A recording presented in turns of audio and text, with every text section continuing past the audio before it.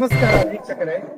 ಇಂದು ಬೆಳಗಾವಿ ಜಿಲ್ಲೆಯಲ್ಲಿ ನಡೆಯುತ್ತಿರುವಂತಹ ಅನೇಕ ವಿವಿಧ ಇಲಾಖೆ ಅಡಿಯಲ್ಲಿ ನಡೆಯುತ್ತಿರುವಂತಹ ತನಿಖಾ ಠಾಣೆಗಳು ಸಂಪೂರ್ಣ ವಿವರವಾದ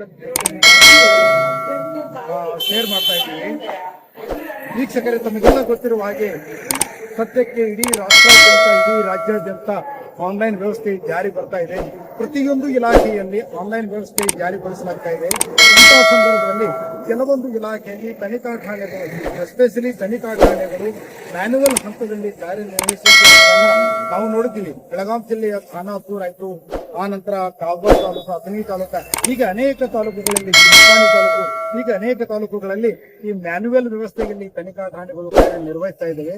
ಅಂತ ಒಂದು ಮ್ಯಾನ್ಯುವಲ್ ವ್ಯವಸ್ಥೆಯನ್ನು ಕಡಿತಗೊಳಿಸಿ ರಾಜ್ಯ ಸರ್ಕಾರ, ಕೇಂದ್ರ ಸರ್ಕಾರಗಳು ಈ ತನಿಖಾ ಠಾಣೆಗಳ ವ್ಯವಸ್ಥೆಯನ್ನ ಆನ್ಲೈನ್ ಮುಖಾಂತರ ಅನುಷ್ಠಾನಗೊಳಿಸಲು ನಿರ್ಧಾರಗೊಳಿಸಲಾಗಿದೆ. ಅಂದ್ರೆ ನಮ್ಮ ಅರ್ಥದಲ್ಲಿ ಹೇಳಬೇಕಾದ್ರೆ ಬರುವ ಏಪ್ರಿಲ್ 1, 2024 ವೇಳೆಗೆ ಅನೇಕ ಮ್ಯಾನ್ಯುವಲ್ ವ್ಯವಸ್ಥೆಯಲ್ಲಿ ಕಾರ್ಯನಿರ್ವಹಿಸುತ್ತಿರುವಂತಹ ತನಿಖಾ ಠಾಣೆಗಳು ತಮ್ಮ ಕಾರ್ಯವನ್ನು ಸ್ಥಗಿತಗೊಳಿಸಲಿದೆ.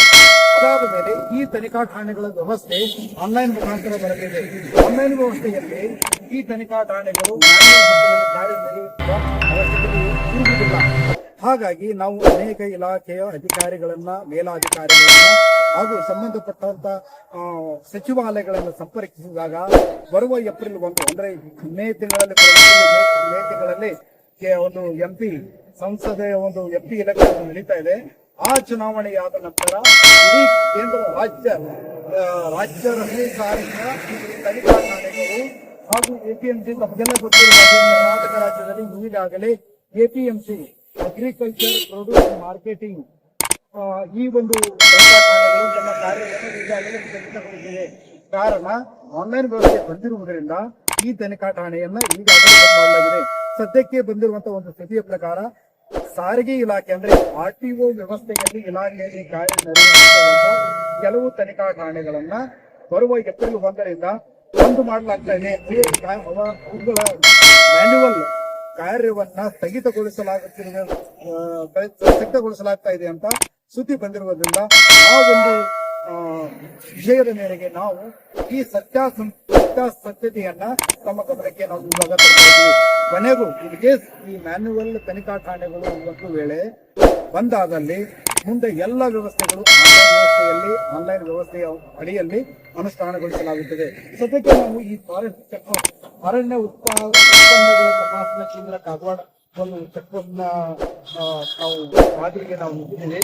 ಸದ್ಯಕ್ಕೆ ಈ ತನಿಖಾ ಠಾಣೆ ವ್ಯವಸ್ಥೆ ಅಡಿಯಲ್ಲಿ ಬಂದರೆ ಬರುವ ಏಪ್ರಿಲ್ 1 ಈ ತನಿಖಾ ಠಾಣೆ, ಮ್ಯಾನ್ಯುವಲ್ ತನಿಖಾ ಠಾಣೆ ಕೂಡ ತನ್ನ ಕಾರ್ಯ ಒಂದು ಲೆಕ್ಕಾಚಾರ ನಮ್ಮಲ್ಲಿದೆ.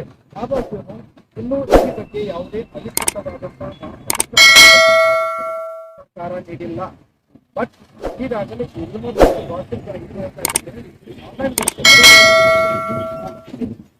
ಒಂದರಿಂದ ಇಡೀ ದೇಶಾದ್ಯಂತ ಆನ್ಲೈನ್ ವ್ಯವಸ್ಥೆಯನ್ನ ಜಾರಿ ಮಾಡ್ತಾ ಇರುವ ಒಂದೇ ಒಂದು ಕಾರಣಕ್ಕಾಗಿ ತನಿಖಾ ಠಾಣೆಗಳು ಎಲ್ಲ ತನ್ನ ಮ್ಯಾನ್ಯುವಲ್ ಕಾರ್ಯವನ್ನು ಸ್ಥಗಿತಗೊಳಿಸುತ್ತಿದೆ. 1924ರಿಂದ ಸುಮಾರು ಲೆಕ್ಕಾಚಾರ 1924 ಈ ತನಿಖಾ ಠಾಣೆ ಕಾಗವಾಡದಲ್ಲಿ ಕಾರ್ಯನಿರ್ವಹಿಸ್ತಾ ಇದೆ. ಸದ್ಯಕ್ಕೆ ಈ ಕಾಗವಾಡ ಪಟ್ಟಣ ತಾಲೂಕಾ ಒಂದು ಸ್ಥಾನಮಾನ ಪಡೆದಿರುವುದರಿಂದ ತಾಲೂಕಾ ಅರಣ್ಯ ಉತ್ಪಾದಕರು ತಪಾಸಣೆ ಕೇಂದ್ರವಾಗಿದ್ದರೂ ಕೂಡ ಈ ಒಂದು ತನಿಖಾ ಠಾಣೆಯ ತಪಾಸಣೆಯ ಒಂದು ಕೇಂದ್ರವಿದ್ದು ಅಥಣಿ ತಾಲೂಕಿನಲ್ಲಿದೆ. ಹಾಗಾಗಿ ಈ ತನಿಖಾ ಠಾಣೆಯು ತನ್ನ ಕೆಲಸವನ್ನು ಸೇವೆಯನ್ನು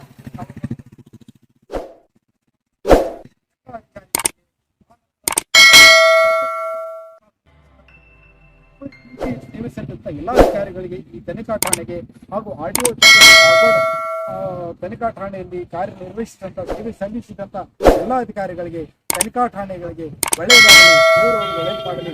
ಈ ತನಿಖಾ ಠಾಣೆಗಳ ಒಂದು ಸೇವೆಯನ್ನ ನಾವು ಈ ಸಂದರ್ಭದಲ್ಲಿ ನಮ್ಮ ವಾಹಿನಿ ಪ್ರಕಾರ ಹರಿಸಿ ಕೃತಜ್ಞತಾ ಭಾವನೆಗಳನ್ನ ನಾವು ಅರ್ಪಿಸಿ ನಾನು ನನ್ನ ಒಂದು ಈ ಒಂದು ವರದಿಯ ಒಂದು ಲೆಕ್ಕಾಚಾರವನ್ನು ನಾನು ಮುಗಿಸ್ತೀನಿ. Thank you. ಇದು ನಮ್ಮ ಇಂದಿನ ಸುದ್ದಿ ಸಂಚಿಕೆ. ಮತ್ತಷ್ಟು ಸುದ್ದಿಗಳಿಗಾಗಿ ನೋಡ್ತಾ ಇರಿ ಸಾಮ್ ಟಿವಿ. ಮತ್ತೆ ಭೇಟಿಯಾಗೋಣ ಮುಂದಿನ ಸಂಚಿಕೆಯಲ್ಲಿ. Thank you.